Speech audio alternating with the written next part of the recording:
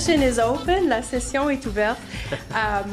What a chipper, happy topic we have at lunchtime today. So as Barbara mentioned trompeur et menteur invétéré. Alors, c'est vraiment un sujet rigolo pour l'heure du midi, mais je pense que vous allez beaucoup aimer la discussion que nous allons avoir. So, despite the formal settings, I want to reassure you that this will be a really sort of organic conversation. So, it's not formal at all. Et puis aussi, alors c'est informel notre discussion. Et puis, j'espère laisser quelques minutes à la fin. There'll be a few minutes at the end if there are questions. So, without further ado, Barbara mentioned. Oh, merci, Barbara. Barbara mentioned the names of the authors, but I'll give you a little bit of background. Donc, je vais vous présenter. I probably won't do you justice. Alors, je vous donne. Je veux pas vous limiter à un petit paragraphe parce que vous êtes beaucoup plus que ça. You're much more than what's in your bio. Devin Code is the author of Involuntary Bliss.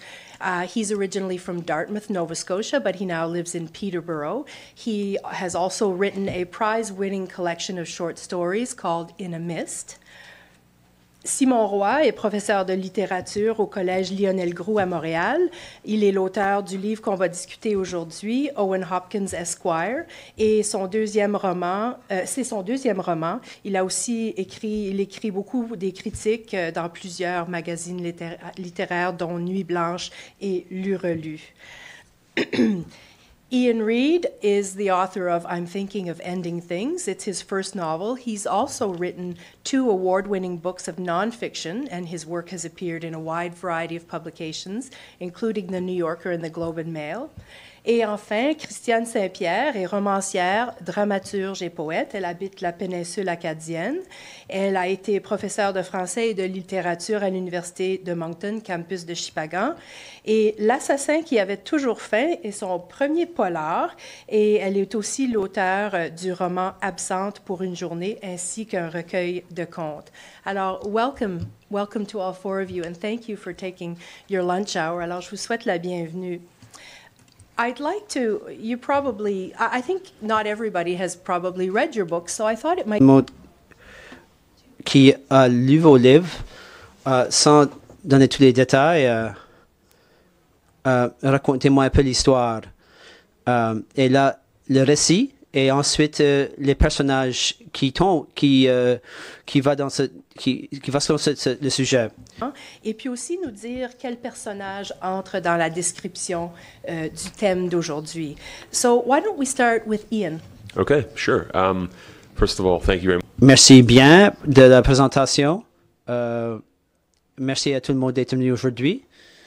J'en suis fort appréciatif. Je pense qu'on devrait voter pour un arrêté municipal sur les eaux usées ou quelque chose comme ça.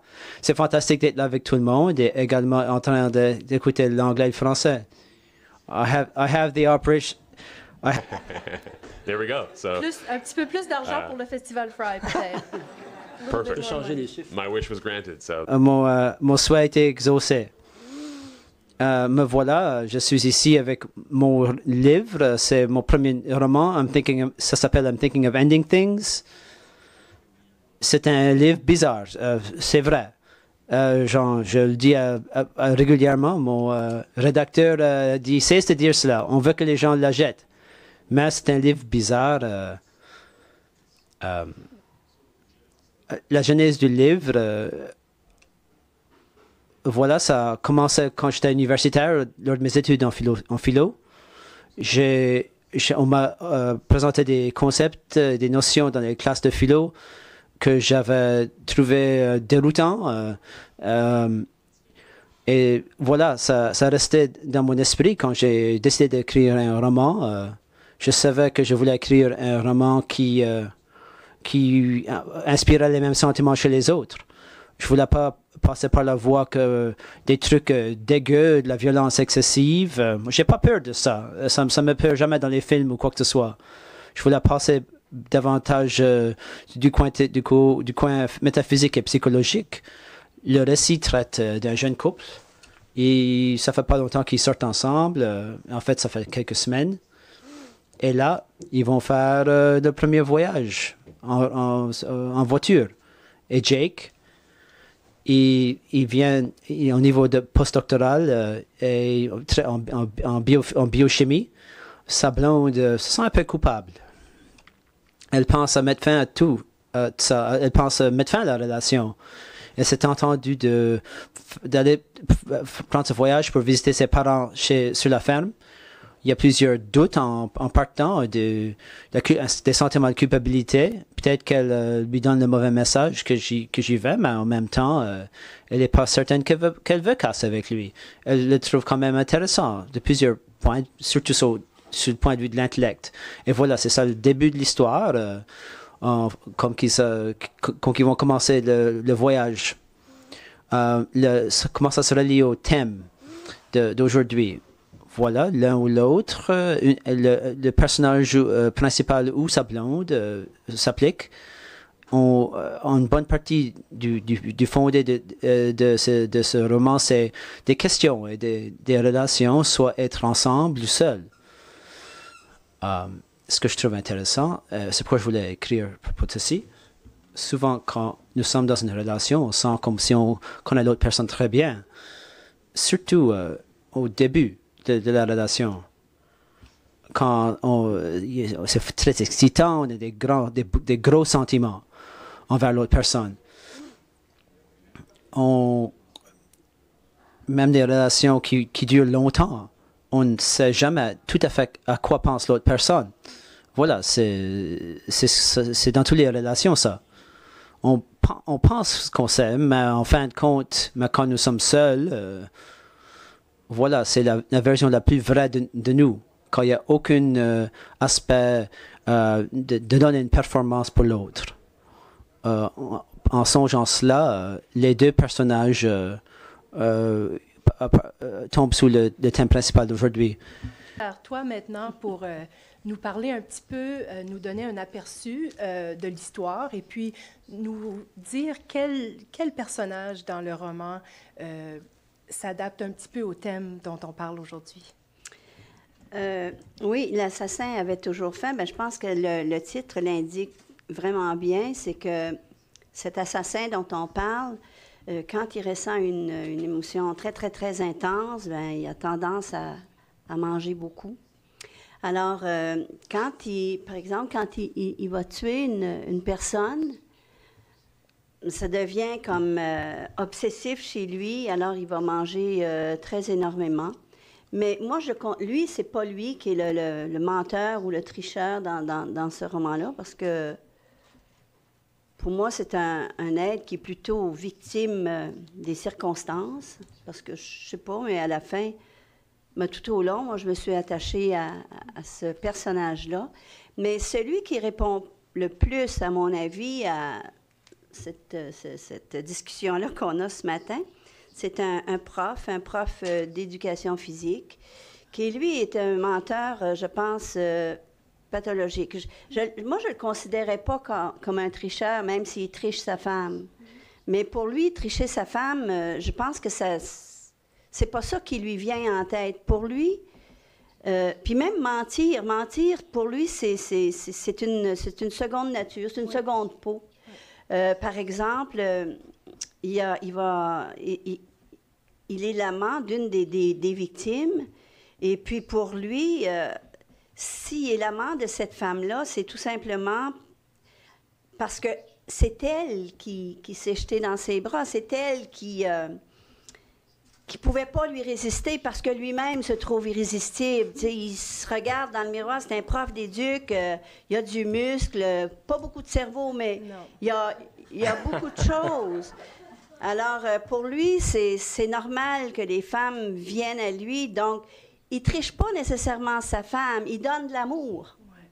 Il rend service. Il rend service, c'est un homme de service. Ouais. Et puis, c'est pour ça, alors, pour lui, quand on lui pose la question, admettons, si on lui pose la question, s'il triche sa femme, il va dire, ben non, c'est pas ça. Il va toujours trouver une raison. Mais pour moi, c'est un menteur, c'est de la pire espèce. Il y a aussi de l'humour dans votre livre. Oui, parce que je pense que la vie, elle est un peu triste, mais aussi, elle est drôlement intéressante aussi. Et puis, dans ce livre-là, c'est curieux. C'est vrai que l'humour est arrivé d'une drôle de façon. Je sais pas si vous êtes comme moi, mais des fois, il y a des gens qui, tu sais, on est en train de jaser, puis ou on écoute. Puis là, il nous passe des affaires dans la tête, hein? Ben, qu'on dit pas, là. Mais il y a toutes sortes de choses qui nous passent dans la tête. Puis, si on n'avait pas tant de filtres, peut-être qu'on les dirait. Alors, pour moi, ce roman-là, ça a été une belle expérience dans le sens que le personnage disait des trucs ou faisait des choses, puis ben, je me passais des réflexions parce que... Mais il y avait, oui, de l'humour parce que j'ai ma vie remplie de rire, donc je ne pouvais pas passer à côté. C'est drôle parce que moi, j'avais pas pensé au prof d'éducation physique. Je m'étais tout de suite mise dans la tête que c'était l'assassin qui rentrait dans le thème d'aujourd'hui, mais c'est vrai.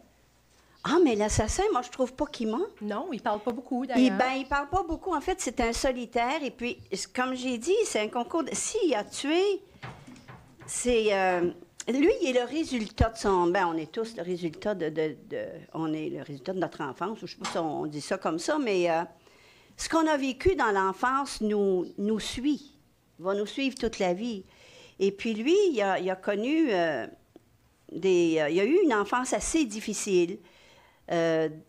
Surtout avec sa mère. Et puis, je pense qu'il a fait quelques familles d'accueil, mais je me rappelle pas.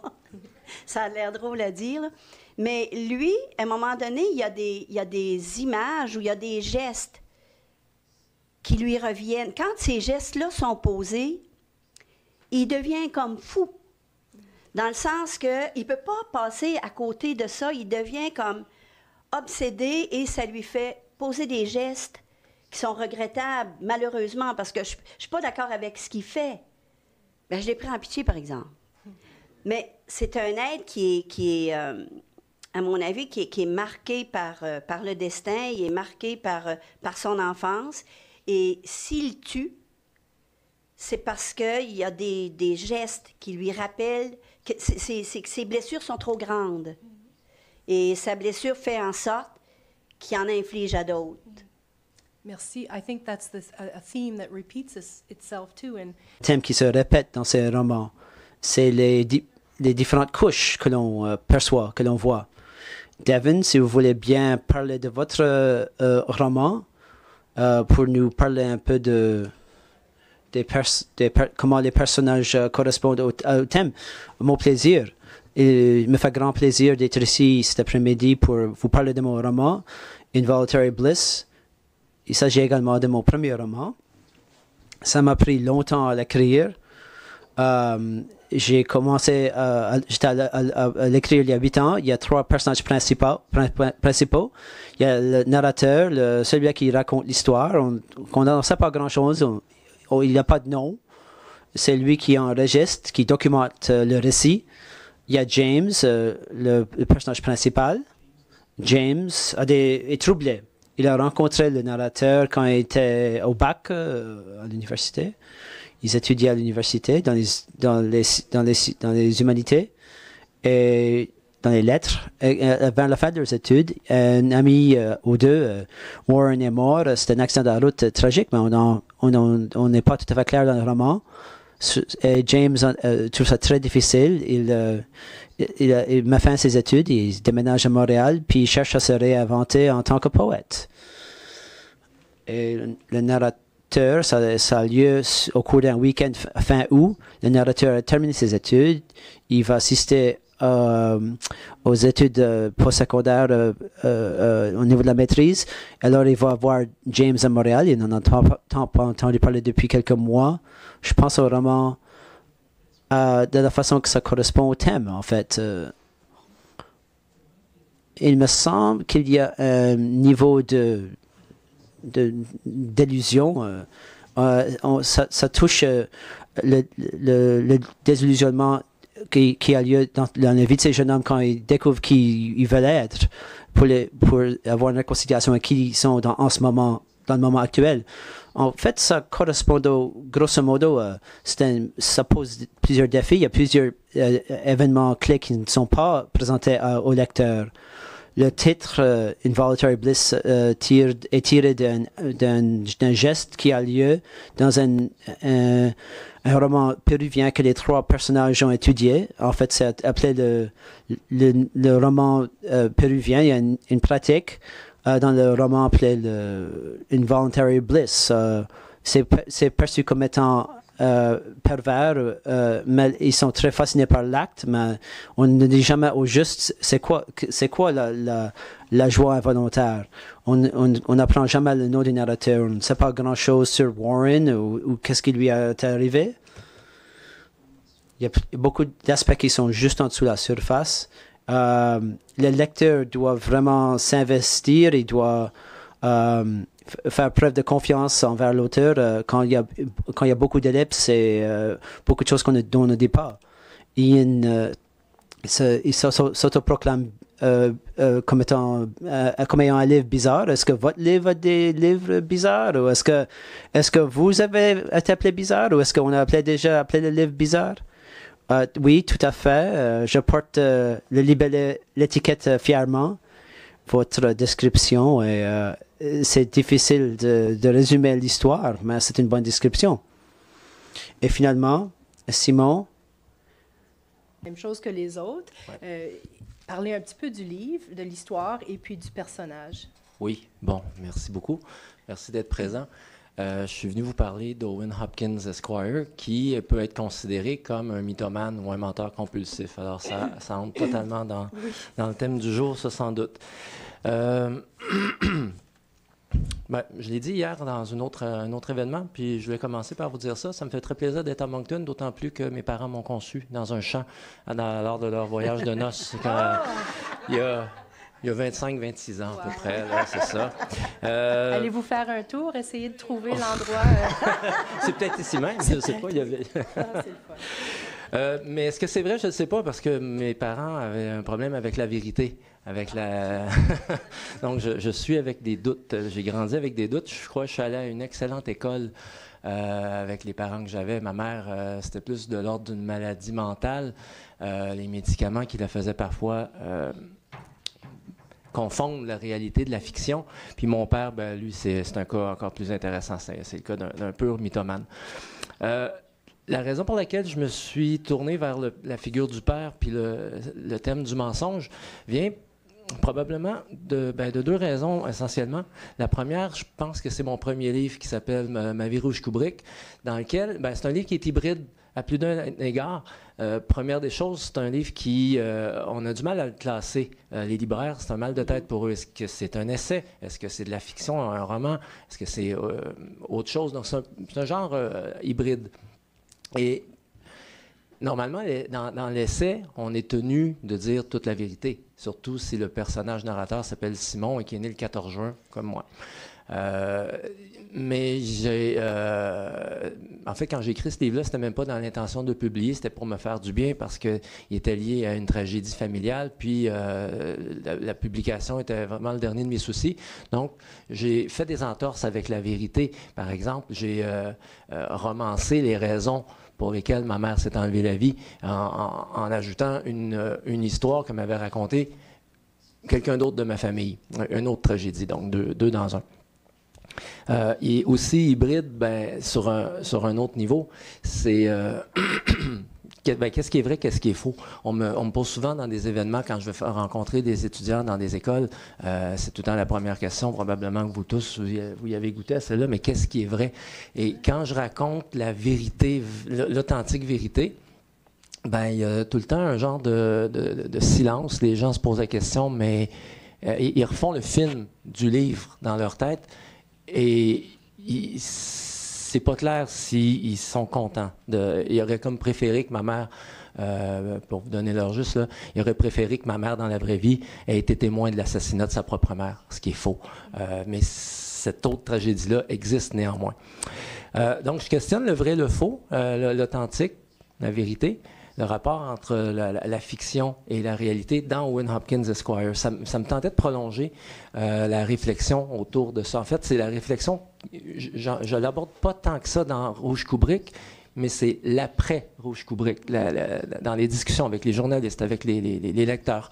Et puis, est apparu forcément l'image de mon père, que j'ai transposée librement, mais il y a beaucoup de points en commun avec Owen Hopkins.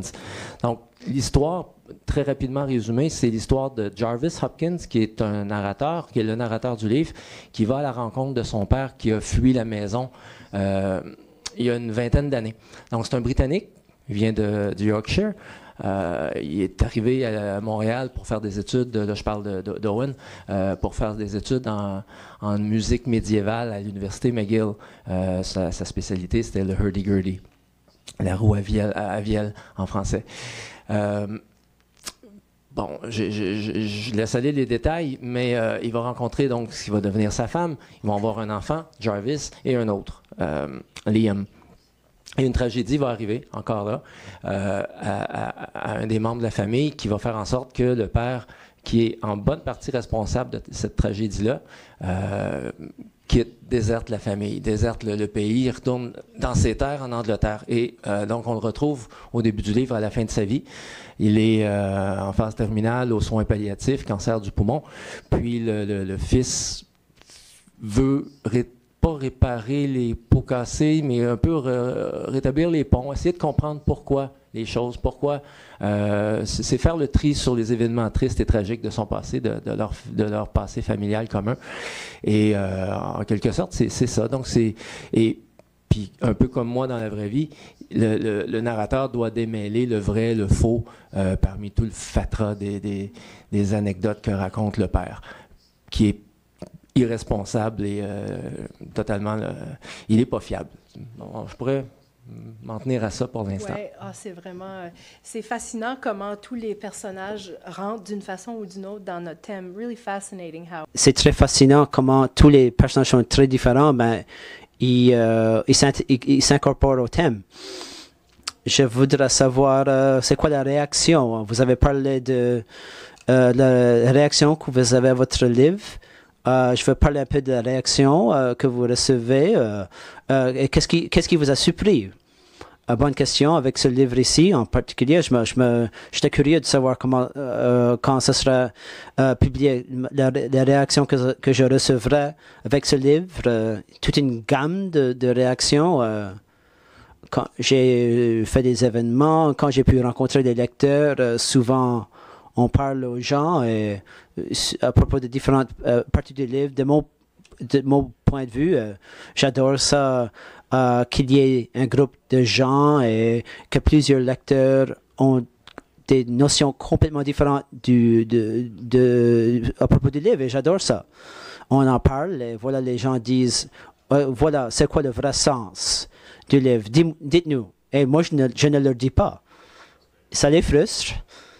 Je ne sais pas de le faire pour qu'ils deviennent frustrés. Je le fais parce que, franchement, je crois franchement qu'en tant que lecteur, ce genre de livre, c'est mieux, bien mieux quand les lecteurs arrivent à compléter la discussion avec l'auteur. On veut permettre aux expériences individuelles. Si je leur disais, lisez le livre, mais voici le vrai sens. Je serais en train de leur enlever cette occasion-là. Et tout le monde aura la même expérience. Le sens en serait réduit, il me semble. Les gens qui cherchent des livres pour que ce soit clair, ils ne vont pas obtenir ce sentiment-là de ce livre-ci, pas forcément.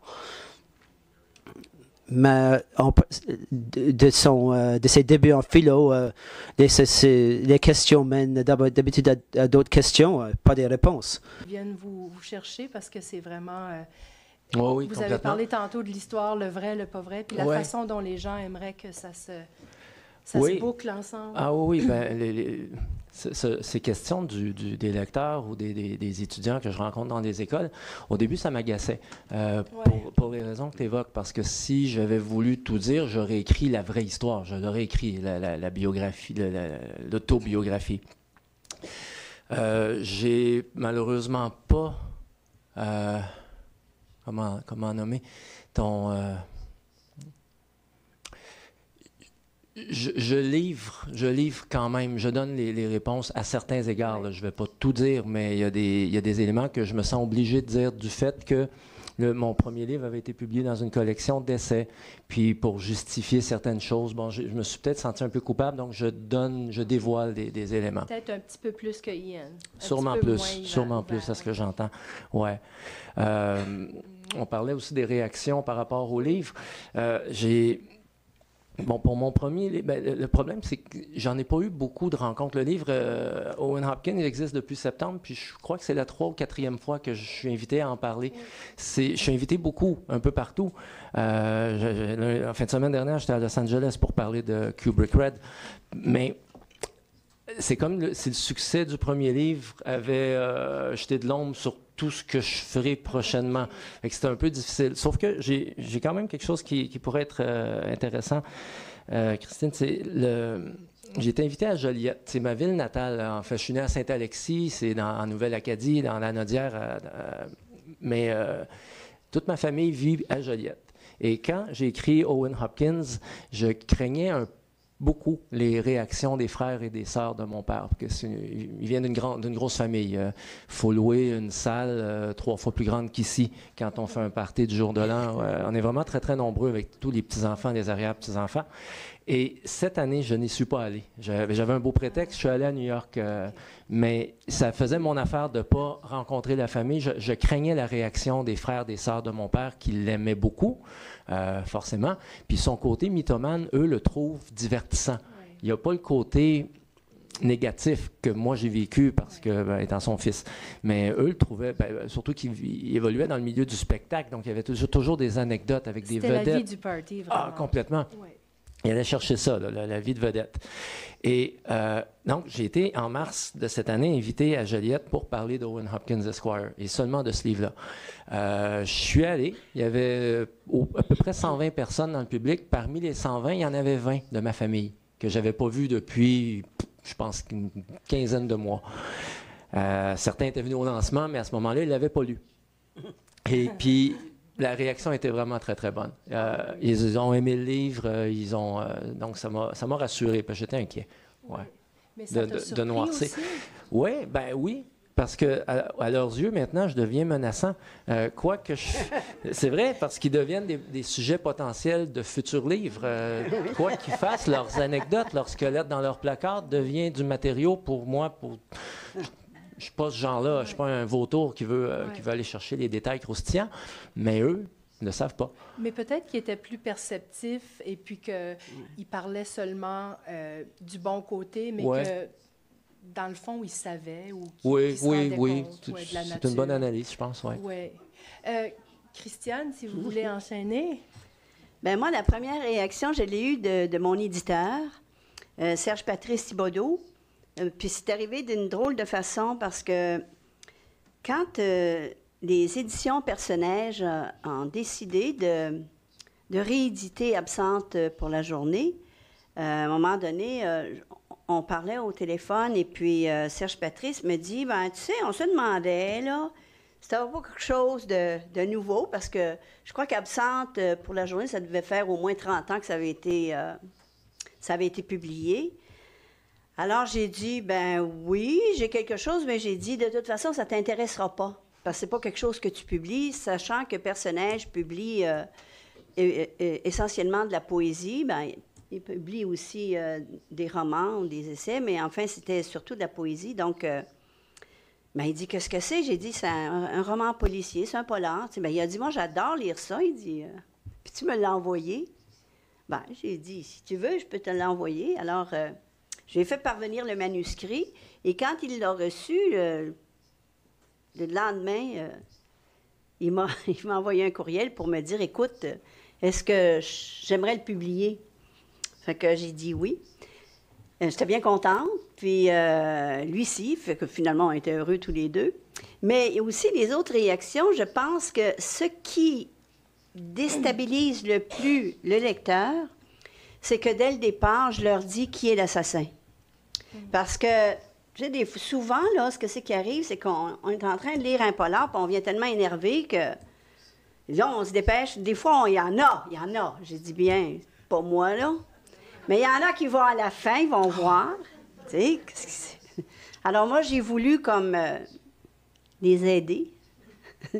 Donc, j'ai dit dès le départ qui tu es. Mais ça, c'est correct. On peut savoir qui tue.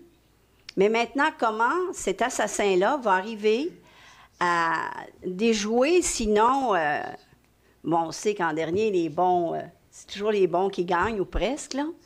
Alors, mais c'est comment il va arriver à semer et le doute et les pistes, et comment il va pouvoir ou vouloir s'en sortir. Donc, alors, pour beaucoup de gens, ça a été assez, je dirais, déstabilisant. D'autres qui ont dit, ben, sais-tu, au début, quand j'ai su qu'est-ce qui était pour se passer, tu sais, quand on a su le début, on sait qui est l'assassin, bon, là, elle va pas nous traîner presque 400 pages comme ça, là, tu sais, ce sera pas intéressant. Ben finalement, ils se sont laissés prendre et c'est ça qui est intéressant pour moi, là, c'est que je suis arrivée à capter leur attention, puis à les amener jusqu'à la fin, jusqu'au dénouement, quoi. Donc, c'est ça, les gens, la plupart du temps. Et aussi, l'autre élément déstabilisateur, c'est que je fais toujours des commentaires. Bon, oui, c'est vrai, sûr qu'il y a beaucoup de commentaires. Alors, il y a des gens qui, ça les agaçait, puis ça, c'est correct. Je veux dire, pour moi, c'est arrivé comme ça. Puis il y en a d'autres, au contraire, qui avaient hâte aux commentaires parce que c'était drôle, c'était correct. C'est peut-être des commentaires qu'ils auraient fait eux-mêmes. Donc, alors, ce sont les principales réactions qu'il y a eu. Oui, mais je pense que je dirais que la majorité des gens qui se sont procurés le livre l'ont aimé. Donc, pour moi, c'est très rassurant parce que c'était un premier essai. Enfin, c'était la première fois que je faisais un genre comme ça. Et puis, si jamais vous voulez me poser la question plus tard, comment c'est arrivé, bien là, je vous le dirai. Je laisse la parole aux autres. Ah, excellent. So, Devin, just picking up. Alors, Devin, pour reprendre ce thème des réactions des gens, d'après ce que vous en attendez, est-ce que ça correspond à ce dont vous attendiez? Je vais parler à propos de la réception de la part des éditeurs. Ils étaient beaucoup douteux, ils étaient intrigués, mais ils ne savaient pas du tout quoi en faire. Ils ne savaient pas si suffisamment de lecteurs seraient intrigués. Mais quand j'ai trouvé un éditeur qui l'aimait, ils l'ont bien aimé. C'était une belle correspondance. J'étais content, c'était rassurant. Je suis très content de comment ça s'est déroulé. Et les lecteurs aussi. Je suis les gens qui s'aventurent et ce que les lecteurs me disent, malgré les défis et les éléments non conventionnels, les réactions ont été très positives. Quand je doute, en fait, je pense aux auteurs que j'aime. Des livres que j'ai lus qui m'ont intrigué quand j'essaie de faire quelque chose de semblable. Je pense à cela, à comment faire de la meilleure façon possible. Et là, j'ai pas d'attente préconçue. Quand les gens aiment bien ce que j'ai fait et qu'ils prennent une chance, qu'ils aiment bien, c'est très gratifiant. Ça s'est produit plus souvent qu'autrement, ou que je m'y attendais. Vous êtes vraiment vulnérable comme auteur. C'est fascinant à quel point vous êtes positif sur accepter la critique, mais parlez-moi un peu de comment ça va, même si c'est... Puis, vous mettez quand même de votre personne dans votre œuvre. C'est comment le temps entre la livraison au manuscrit à l'éditeur jusqu'à temps que vous avez vos premières réactions?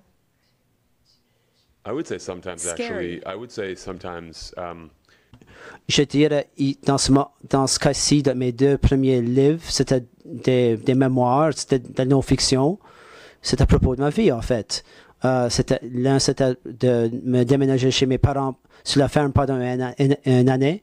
Et l'autre, c'était un voyage que j'ai pris avec ma grand-mère quand elle est quand elle a eu 92. C'est deux événements véridiques de ma vie. Et voilà, un roman, c'était quelque chose de pure invention, fantastique. Voilà, je ne serais pas dans ce livre-là.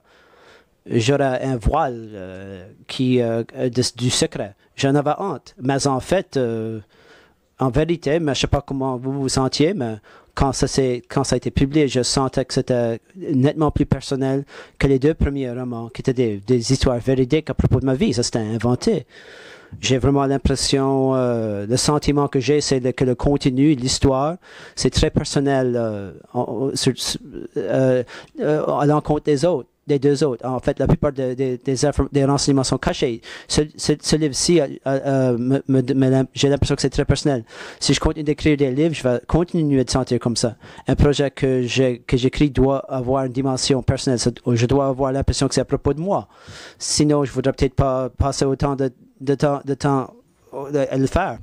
De mon côté, je parlerais d'une obsession. S'il n'y a pas d'obsession à écrire le livre, donc pour qu'il y ait une obsession, très égoïstement, il faut que ça parte de ce que je connais, de ce qui m'intéresse, de ce que j'aime, de ma vie, de moi, puis de mon entourage. Parce qu'en dehors de l'obsession, si moi-même je ne suis pas obsédé ou passionné par mon sujet, c'est plus fort que la passion, c'est l'obsession, puis j'y reviens. Comment je vais faire pour intéresser quelqu'un qui est complètement extérieur à mon histoire? Il faut que je ferai autre chose que de passer mon temps dans la solitude à écrire, c'est clair. Je trouve ça exténuant, écrire. J'ai du mal encore à me considérer des gens emploient le mot auteur, écrivain. J'ai écrit 2 livres. C'est comme ça que je le vois. C'est comme j'ai aidé déjà quelqu'un à construire un chalet. En fait, c'est une tiny house, là, les petites maisons roulottes. Ça fait pas de moi un menuisier. J'ai participé à construire ça. Donc, j'ai l'impression que j'ai participé à écrire des livres et ça me vide, mais complètement, ce qui fait que la perspective d'en faire un 3e m'effraie beaucoup. Je repousse les choses, je refuse des offres. J'accepte des petits contrats pour écrire dans des recueils de nouvelles, ça va, mais le grand projet d'un livre qui peut me prendre 2-3 ans, qui va m'aspirer, c'est très prenant. Donc, il y a un rapport amour-haine avec le fait d'écrire. Quand je fais ça, je suis bien, en même temps que c'est un peu douloureux, parce que des fois, ça va chercher des émotions. Mais c'est un engrenage qui est sans pitié, qui n'a pas de pardon. Puis, je ne sais pas pourquoi je fais ça. C'est extérioriser des douleurs, des traumatismes de l'enfance. Tantôt, Christiane en parlait, on est le produit de notre enfance et je crois ça aussi beaucoup. Mais en fait, c'est pour être entendu, pour être écouté, pour être aimé, c'est ça. Puis... des émotions humaines, des besoins humains. Oui. Devin, trouvez-vous que c'est exténuant d'écrire? Est-ce que ça vous vide? Est-ce que ça vous donne de l'énergie? Ah oui, tout à fait, c'est éreintant. J'ai tout à fait une sympathie envers votre point de vue. J'ai le même sentiment. Ce roman était difficile. C'est difficile à écrire. En raison de mes circonstances de vie, je n'avais jamais embarqué dans un projet semblable. Auparavant, c'était plutôt des nouvelles. Mais j'avais vraiment l'envie, malgré la difficulté. C'était très gratifiant. 8 ans après d'avoir commencé, je voudrais bien le faire, mieux, avec plus d'ambition, avec une histoire plus longue. Des romans que j'adore, qui restent dans ma vie sont longs. Il y a des narrations tangentielles qui sont interreliées. Je voudrais bien chercher à réussir ce genre de coup, mais les circonstances doivent être bonnes. Et en ce moment, je ne suis pas tout à fait rendu là. Ian, qu'en pensez-vous? C'est quoi le processus comme pour vous? Je trouve que je travaille lentement. Je trouve que c'est l'acte d'écriture difficile. C'est du dur boulot. C'est pas facile pour moi. Cela étant dit, je pense que c'est la raison pour laquelle je le fais. Si c'était facile et sans douleur, ça sera plate, monotone. Et j'arrêterais, je voudrais faire autre chose. Une des raisons pour laquelle que j'aime tant ça, c'est le défi, la difficulté, le temps qu'il faut. C'était tout un casse-tête. Je n'ai pas un survol général. Je ne fais que je commence. Et voilà. L'analogie d'écrire une maison, c'est une bonne analogie. La première ébauche, c'est comme creuser le sous-sol et mettre le cadre de squelette de la maison. Et avec les autres ébauches, on met du tapis, on commence à voir que ça se ressemble. Le tapis, c'est pas vraiment la mode en ce moment. Peut-être que ma maison aura encore des modes, des tapis pour cette raison-là. Pas différent. Vous avez de la poésie, des pièces de théâtre, un roman ou plus. Oui, un roman ou deux romans. Comment le processus, s'il est différent, est-ce que c'est plus difficile émotionnellement, physiquement d'écrire des pièces qui sont plus longues ou un roman? Ben, le théâtre que j'ai écrit, c'était des commandes. Donc, il y avait une pièce qui avait été demandée par l'Escaouette. Donc, ça, c'était une commande que j'ai faite. Après, les comédiens avaient improvisé. Donc, moi, à partir de là, j'ai bâti un texte. Et puis, ça s'appelait « Mon cœur a mal aux dents ». J'ai toujours aimé le titre. Et puis après, l'autre pièce, c'était un comédien qui m'avait demandé d'écrire une pièce pour homme seul. Donc, Hubert, comment l'homme devient rouge, je crois. Et puis, donc ça aussi, c'était une commande. Les contes et nouvelles, ça, c'était autre chose. C'était à la suite d'une thèse de maîtrise. Donc, c'était sur le rapport des femmes et la mère. Alors que les romans, ça, c'est vrai que c'est autre chose. C'est un autre monde, c'est tout à fait différent. Pour moi, un roman, c'est drôle, hein? C'est comme si... D'abord, avant que j'écrive, ça me prend toujours beaucoup de temps. Dans le sens que... oui, tu sais, avant de commencer à écrire comme tel, tout est dans la tête. Puis ça, c'est fatigant parce que c'est un monde qui est toujours là. C'est un monde qui... j'ai toujours l'impression que la maison est pleine tout le temps, tu sais. T'es toute seule, mais là, tout à coup, il y a assez de monde, mais ils sont là, puis ça te lâche pas. Puis quand les gens... C'est vrai, les gens... Quand tu as commencé à publier, là, après ça, les gens, ils viennent te voir, puis ils disent « T'écris plus? Qu'est-ce que tu fais? T'écris plus? Tu as juste le goût de dire « Ben, j'écris dans ma tête. J'écris dans ma tête beaucoup. » Puis un coup que tu as assez écrit dans ta tête, là, ça devient peut-être pas plus facile, mais au moins, c'est un petit peu plus organisé. Et c'est ce qui s'est produit avec Absinthe. Puis lui, ben, je vais répondre à la question que vous n'allez pas me poser. Avec L'assassin avait toujours faim, c'est tout simplement parce que j'ai un côté un peu impatient. C'est que... Puis le Festival Fry, pour moi, est très significatif. Parce que je crois que je suis venue ici en 2002. Et j'avais donné un extrait d'un roman que je songeais à écrire, qui n'était pas encore écrit. Mais j'avais donné cet extrait-là. Et à la suite de circonstances plus éprouvantes les unes que les autres, j'ai laissé tomber. Et à un moment donné, je ne me souviens pas en quelle année, j'ai repris ça, peut-être, je dirais, 12 ans plus tard, donc en 2014. Et là, j'ai écrit le roman. Et ça, c'est un roman que j'ai adoré. Je vais être honnête avec vous autres, je l'ai adoré. Et je l'ai envoyé à un éditeur. Je me suis tirée dans le pied, pas à peu près. Je l'ai envoyé à un éditeur qui, lui, l'a lu, mais ça a pris 6-7 mois avant qu'il me réponde. Donc, c'est pour ça qu'en attendant la réponse, je tournais en rond. Puis là, c'est fatigant. C'est vrai, c'est fatigant quand tu n'écris pas ou quand tu... Et là, ben, pour tromper mon attente, j'ai décidé.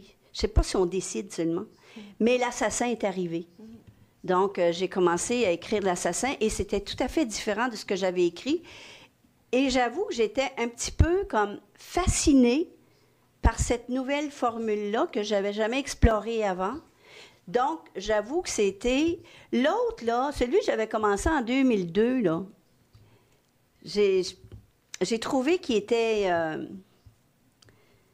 il a été difficile.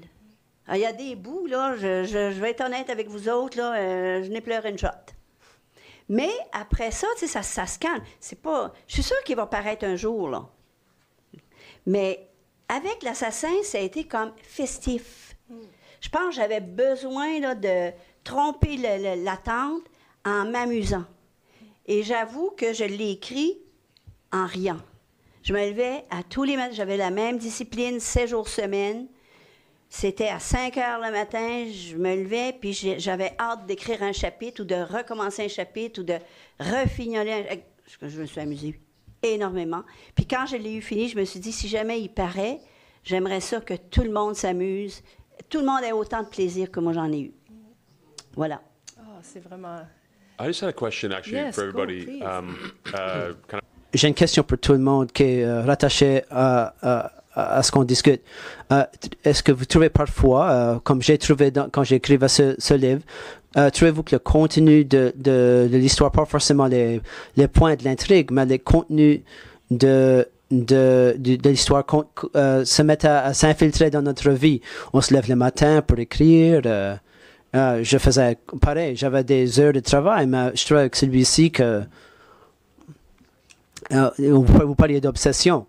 Même quand je n'écrivais pas, ça touche à ma propre vie. Par exemple, en guise d'exemple, j'écrivais le matin, et là je sortais dîner avec des amis. Comme on dit, le livre est un peu bizarre. Il y a de la paranoïa et de l'obsession. Et je revenais de la salle de bain, puis je demandais qu'est-ce que vous avez mis dans ma nourriture. Vous parlez de quoi, Ian? Non. Il y a vraiment quelqu'un qui a mis quelque chose dans la nourriture. Tu dois arrêter de pas avoir autant de temps solitaire en écrivant de ce livre-là. Est-ce que vous trouvez que ça s'infiltre dans votre vie véritable?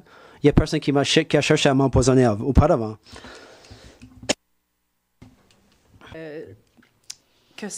C'est évident que ça vit dans ta tête tout le temps. Ah oui, tout le temps. Même que je deviens, je dirais, insupportable pour mes proches. Je suis présent avec eux en même temps qu'absent. Parce que quoi qu'il se passe au repas, autour de la table, je vais penser. Une réplique ou quoi que ce soit va me faire penser à qu'est-ce que pourrait faire mon personnage dans telle situation. Puis parfois, je tombe dans la lune. Je pense beaucoup à mes livres quand je suis à mes livres en gestation, quand je suis dans un contexte propice quand je suis seul. Par exemple, dans mon auto, dans l'habitacle, quand je suis tout seul. Par exemple, Rouge Kubrick, beaucoup ne s'est pas écrit physiquement, mais comme disait Christiane, dans ma tête, ça s'écrivait énormément. Parce que j'allais voir ma mère qui elle a été 2 semaines entre la vie et la mort avant de décéder. Ça me prenait 1 heure aller la voir, 1 heure revenir. Donc, des scènes très claires se sont écrites pendant ce temps-là. Ou quand je fais du rollerblade sur la piste cyclable, même chose. Avec des écouteurs, j'écoute de la musique. Pouf, l'état de concentration m'amène. Je ne pense qu'à ça. D'où ce que je disais tout à l'heure, ça me fait craindre de replonger encore dans un nouveau projet parce que je sais que je ne vais que penser à ça pendant des mois et des mois. Ouais. Christiane? Ben oui, c'est tellement obsessif que moi, je ne conduis pas parce que ça devient dangereux, là. Il faut tout le temps que je sois en mission. Ma soeur, elle me dit tout le temps ça. Regarde, quand tu conduis, s'il vous plaît, sois en mission, là, tu sais, parce que... Non, mais c'est vrai, c'est très obsédant parce que c'est un monde qui t'habite puis qui est toujours là. Puis, oui, moi, c'est sûr, là, j'ai un autre projet présentement, puis c'est fatigant des fois. C'est fatigant parce que des fois, je me dis, ça devrait être... je sais pas qu'est-ce que ça fait se lever un matin puis d'avoir la tête vide. Je pense pas que ça me soit arrivé depuis longtemps parce que c'est fou, hein? L'année dernière, j'étais à Trois-Rivières dans un colloque. Catherine, tu peux dire bonjour. Elle était l'animatrice. Et à la fin de la rencontre avec... on était 2 auteurs. Il y a quelqu'un du public qui est venu nous poser une question. Une excellente question. Je l'ai d'ailleurs reposée, je l'ai recyclée samedi à Michael Connolly, l'écrivain américain, dans une autre rencontre. Et la question de Christian Bouchard était celle-ci.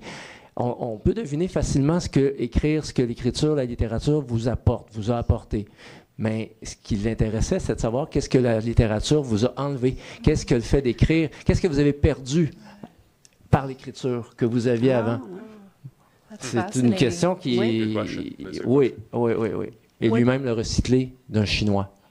C'est vrai, il me disait ça récemment. Là. What do you think, Devin? What has it taken? Qu'est-ce que ça vous a enlevé, Devin? Vous pouvez penser à quelque chose? Ou... Ça, c'est une excellente question. Je dois vraiment y songer pour prendre une bonne réponse, mais vous pouvez vous en servir à votre prochain panel d'auteurs. Pour elle, elle lui a répondu, tu regrettes d'avoir la tête vide. Oui, je n'ai pas la tête vide. Ouais. Parce qu'il y a toujours ces projets-là d'écriture qui sont là, puis on a toujours deux, trois projets qui sont en même temps, puis tu sais, c'est là. Do you all work on Est-ce que vous travaillez tous sur plusieurs trucs en même temps ou vous focalisez sur un? D'habitude, un truc plus long, un livre par exemple, et des notes, surtout si c'est dans les débuts embryonnaires. J'ai des notes. Il y a des gens qui me donnent souvent des calepins. Ils aiment sans doute des calepins. J'ai 8 calepins qui ne sont pas utilisés. Et là, j'ai des reçus et des serviettes, plein de notes. J'ai jamais le calepin avec moi quand j'ai des idées. C'est malheureux, mais c'est vrai. Tout dans une chose, mais c'est peut-être juste mon impression. Avez-vous des projets auxquels vous retournez de temps en temps ou c'est vraiment une grosse chose à la fois? Oui, c'est une grosse chose à la fois. Comme présentement, j'essaie de me garder la tête le plus vite possible, comme je n'ai pas le goût de me rembarquer dans un autre projet ambitieux. Fait que je fais une fois par semaine, je rencontre un type dans une bibliothèque qui me raconte sa vie. L'objectif, c'est d'écrire son livre, mais pas signé par mon nom, mais un genre de travail à la écrivain fantôme, ghostwriter. Ouais. Donc, je suis là-dessus, puis non, un seul à la fois. Ouais. Mais je prends des notes. Oui. Mais c'est ça se construit doucement. C'est des couches, des fines couches, puis s'il y a quelque chose à un moment donné, c'est comme un peu, c'est la métaphore de la menuiserie, là, ça va être la métaphore du cuisinier. Quand on fait bouillir de l'eau pour faire des pâtes, il y a comme des bulles, puis à un moment donné, c'est l'ébullition. Et à ce moment-là, c'est le temps d'écrire, c'est le temps de faire le ménage dans la tête. Oui. Pour l'instant, c'est comme une petite bulle par par-là. C'est fascinant. Slow boil. Slow boil. Écoutez, I'd like to leave a few minutes for... Je vais laisser quelques minutes pour les questions. C'est fascinant. Il y a tellement de trucs pour faire le suivi. Si vous avez des questions dans la foule que vous voudriez poser, vous pouvez vous avancer au micro. S'il vous plaît, venir au micro. It especially is for the...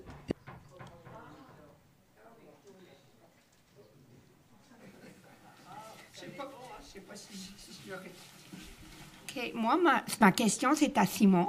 Oui. C'est, est-ce qu'il faut lire le premier avant ou est-ce que les deux sont indépendants? Sont indépendants? Oui, il y a une parenté de forme. C'est des courts chapitres, comme des fragments, qui sont pas linéaires. Donc, c'est un peu comme une mosaïque. On ne comprend pas trop le sens, mais en se reculant, avec le recul, on comprend qu'il y a un sens, qu'il y a une intelligence là-dedans. C'est le seul lien, je pense, qu'il y a entre les deux. C'est deux histoires complètement différentes. Merci beaucoup. Other questions? Autre question? Bonjour.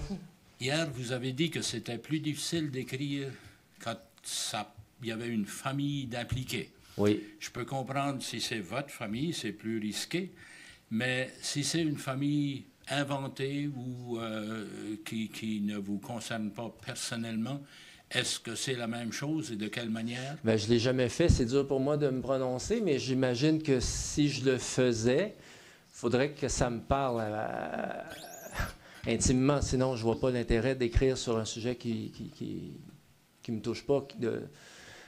C'est une bonne question en même temps qu'elle est difficile à répondre parce qu'il faut vraiment que ça me je ne sais pas si j'écrirais un sujet sur quelqu'un d'étranger. Bon, tantôt, je parlais de cet ingénieur à la retraite que je rencontre à chaque semaine 2 heures.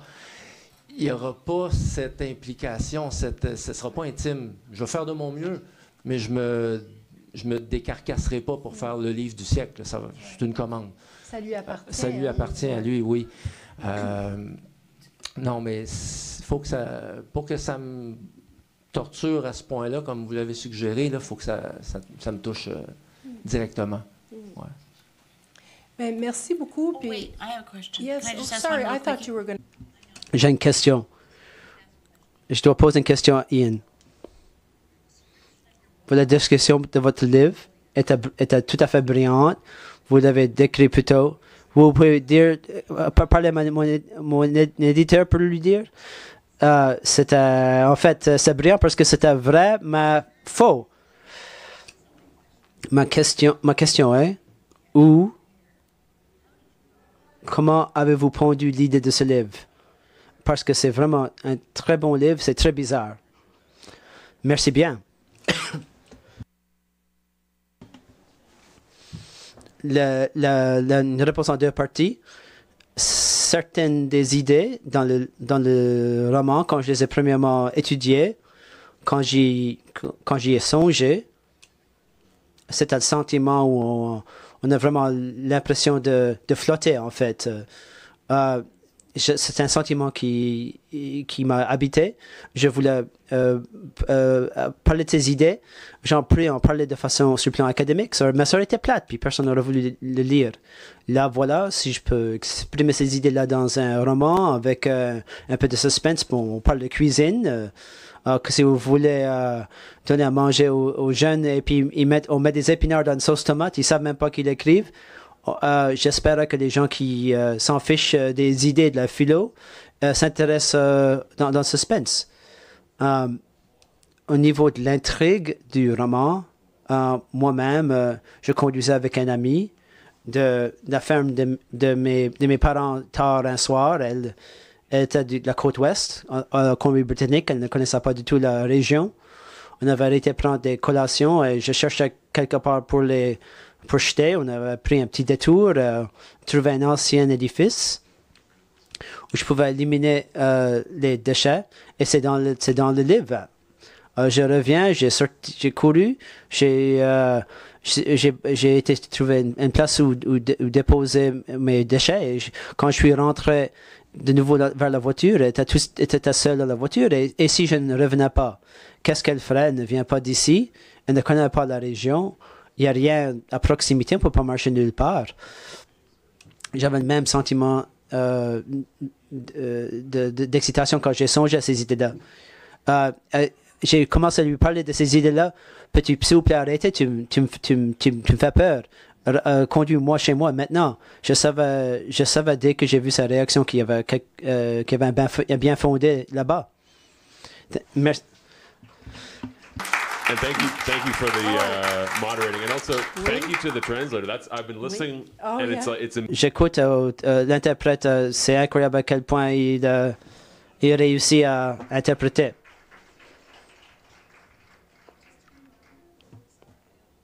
Je vous rappelle, les livres sont à vendre. Pardon. Le